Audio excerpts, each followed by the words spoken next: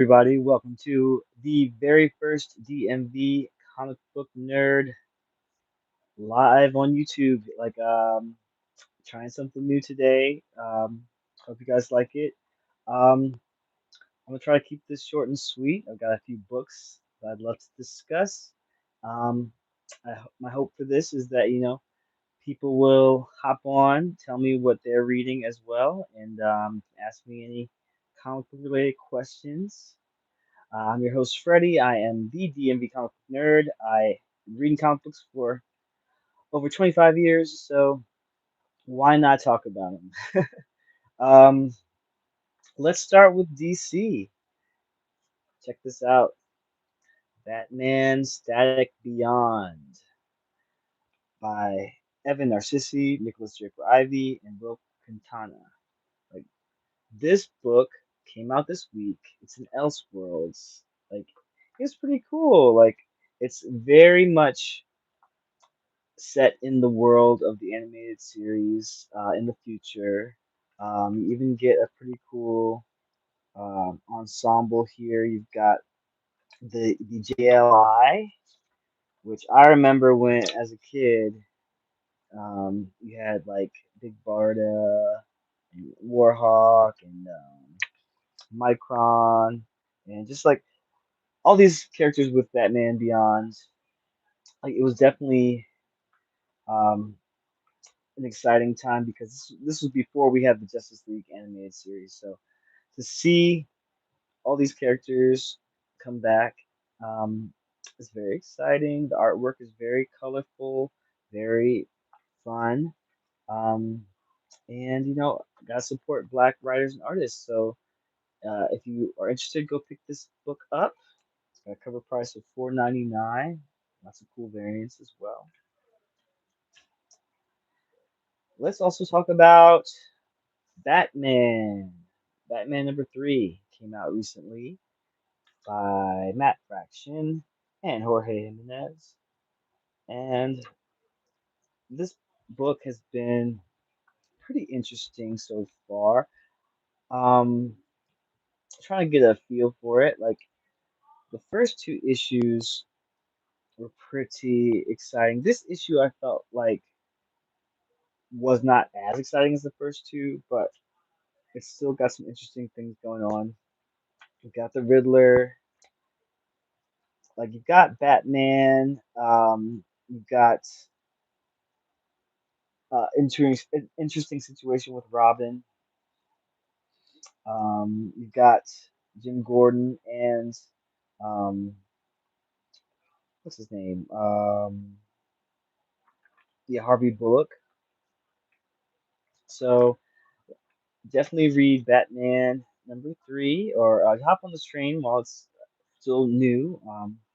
Shout out to 111 HSAC. Thanks for hopping in. Um, let's see. Let's look at the next DC book. Mr. Terrific Year One, number six. This is the finale of the storyline by Al Letson and Valentin Delandro, with also art by um, let's see, what's this guy's name? Did anybody read this book? I really enjoyed this book. Like Mr. Terrific has needed his own book for a while. So yeah, we got Edwin Galman on the future scenes. We got some pretty cool, colorful art. Um, do I have Red Hood? No, I'm sorry, I don't have Red Hood. But welcome everybody. Let me know what you're reading. Yeah, I want to hear your thoughts. Drop them in the comments. But yeah, I definitely recommend Mr. Terrific. This book, it's only six issues. They need to actually continue it. Like it was so good. What's up, everybody? Shout out to Bacon Girl, Leif D, and again 11H Stack. Thanks for popping in. Um, that's all the DC books I was going to talk about so far. I also want to talk about some Marvel stuff. Let's start with number ones. So, Echo, Seeker of Truth. This came out as part of their Marvel Voices Native American Heritage Month stuff. Um, One thing about me, I love Echo. I've been rocking with Echo ever since she first kind of came out under the Marvel Knights imprint. Like David Mack, he had these beautiful painted watercolors. It was part of the Daredevil book originally, and I was like, that was one of my favorite books. I had a trade when I was in high school, so I really loved the artwork, and um, and then now we've got the Echo TV show. I recommend that if you haven't seen it. But this book was pretty good. We just learned a little bit more about Echo. She has a new adventure. She's kind of like a detective, like she's solving a mystery. She faces a classic Marvel villain. I'm not going to spoil it, but it's very much in line with the Marvel Knights or the Marvel Netflix type of stuff. So if you like that, give this a read. All right, next for Marvel, I've got some Age of Revelation books. Here's Unbreakable X-Men by Gail Simone and Lucas Wernick on art. Um, I'm gonna humble brag for a second because Gail Simone followed me on Threads this week, so shout out to her. I really enjoyed this book, and I also love Lucas Wernick's art as well. Like I'm pretty much buying any book that he draws. So yeah, highly recommend this, especially if you like Gambit and Rogue. I mean, they're the talk of the town. Maybe you play Marvel Rivals. Maybe you've seen Gambit and Rogue. They're coming to that game. Like it's just a good time to be fans of Gambit and Rogue. They're leading this team. They're making out like all the time. like it's just a pretty cool storylines. It's I don't know. I'm still not sure about this Age of Revelation thing. I'm not picking up all the books yet. I'm just kind of picking up the ones that interest me the most. So, is anyone else reading Age of Revelation? If so, which titles are your favorite so far? I'd like to know. Um, but I think this one is kind of at the top for me. This one and the next one I'm going to point out. Expatriate X-Men. Okay, so this is by Eve Ewing with art by Francesco Mortarino, and this kind of continues the exceptional X-Men plotline, but not really. You've got some of the characters. You've got Bronze, you've got Melee, um, but they're mixed in with like Ms. Marvel, Colossus, Mystique, and a newer character. I'm not going to talk too much about them because I don't really know too much about them. But this issue dives right into the action. Um, I almost wish it had more to say about the characters 'cause I don't know what's going on. It's set in the future, 10 years in the future, or X years in the future. So that's kind of interesting. Um, but yeah, I definitely have been a fan of Eve Ewing for a while, so she's got some great stories going on at Marvel. Check that out. Next, it's time to talk about Runaways. Now, Runaways, I love Runaways. like, um, again, ever since the first collection of Runaways stories came out by Brian K. Vaughan, I've been on the Runaways train. So anytime they get a book, I'm like, I gotta support this book. Like, it's funny because the Runaways are stuck in this kind of perpetual youth. Like, they're not able to age really, but they are aging a little bit. Like, it's interesting. Like, Chase, they acknowledge that he's now, over 18. I don't know how old that makes Molly. But, and then you've got uh, Gibb, who seems to be aging in reverse. So, like, it's just crazy. But putting all that aside, I love how this book brings back pretty much the entire classic Runaways cast, including Alex. Um, you've got Doom here driving the bus, or Doombot, I should say. So this is part of the One World Under Doom event. Is anybody reading that? If so, let me know.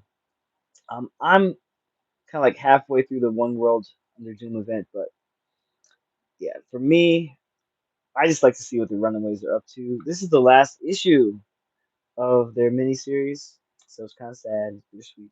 But yeah, I'd recommend it if anyone is a fan of these characters. It really does have the classic feel of the original comics and the TV show as well. All right, so that's it for Marvel. I gotta talk about this book. This is from Dark Horse and Archie Comics. We've got Archie versus Minor Threats. Um, I did not know what to expect from this book, but I'm actually really enjoying it. I am Archie fan since I was a kid. I don't know anything about Minor Threats, so this was all new for me. But this character here, Frankie Thales, she's interesting. She's got a lot of different angles to her character. Um, yeah, I think it's pretty cool that she's bisexual and they don't even like label it. It's just how she interacts with other characters is pretty obvious. And then what else? Oh, and one of my favorite things about this issue was Archie gets a new alter ego. Um, I was not expecting it. Um, Spoiler alert: his new villain name is Ginger Snap, and I just think it's funny. Like he's got fire powers, um, kind of a hot leather outfit. I like it. Like I'm down. And then you got like one of the pussy cats down there. Like it's just a pretty wild story. I'm curious to see where this goes. You got Archie, you got Sabrina, you got the Minor Threats people, so that's interesting. And it makes me laugh too. Like Patton Oswalt, like I didn't know he was a good comic book writer, but I think it's surprising. Let's also talk about the Power Fantasy. This is issue number 13 by Kieran Gillen and Casper Van Winyard. Is that how you say his name?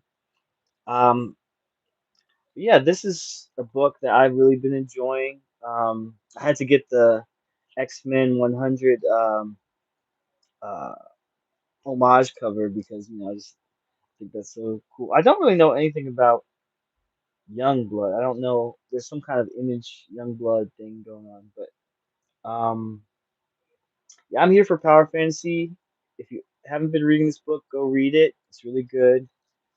Um, you know, I don't know what to say. I actually haven't read this issue yet. That's on my to read list. So everything else I've mentioned so far, I've read. This is next on my list. Um, I guess I got one more thing to show you guys. I got this hardcover of Batman Echoes or Batman '89 Echoes by Sam Hamm and Joe Quinones. Like, so I read this. It's on Marvel, no, on DC Universe Infinite Ultra, whatever. So I was reading it there. I don't know. Should I open it? I want to open it. I want to actually open it up and see what it looks like in my hands. But I also, you know, times are hard, guys. Like, should I resell it? Like, should I get into reselling comic books? I've never sold any of my comic books before, but apparently some people do that. Um, who knows? This economy is crazy. That's why it's so weird to be talking about comic books on the internet. Like, what are we even doing? I just do it for the love of it. I love the books. I love reading them, and I love talking about them. So, hopefully, you enjoyed my comments so far. Again, I am excited to hear what everyone else has been reading. Um, Speaking of the the streaming services like Marvel Unlimited and DC Infinite, if you don't have those, I do recommend those. Like I have those as well. Like there's a few things I've been reading on there. Like I've been reading Nightwing. I've been reading Detective Comics. Um, I've been reading Batman: The Long Halloween. Lots of Bat books. Um, on the Marvel side, I was catching up on Avengers Assemble by Steve Orlando. So yeah, there's lots of great books that you can catch up on if you are not, um, you know, trying to keep up with the latest books. And yeah, I don't know what else to say. I think there might be some discounts going around the internet, so look out for those, especially because it's the holidays. And I think that's about it. Yeah, like let me know in the comments what books you're looking forward to next week or for the rest of November. Hope to have another video for you guys in December. Um, maybe we'll also do a TV movie club over live soon. We'll see. Um, I got a lot of shows that I've been dying to talk about, but I think that as far as comic books go, there's so many good books out there. Um, I also want to take a minute to shout out my Discord. I'll put a link to the DMVCBN Discord in the episode description because we have a good time over there. We watch some of our favorite things, and we also just chat about what we're reading and watching. Um, there's two of them. There's one for random stuff, and then there's another one that's focused on X-Men and X-Men Evolution and X-Men '97 and stuff like that. So, um, if you're interested, feel free to join us over there. And then, if not there, you can always find me on Threads. That's where I post most of my comic book stuff.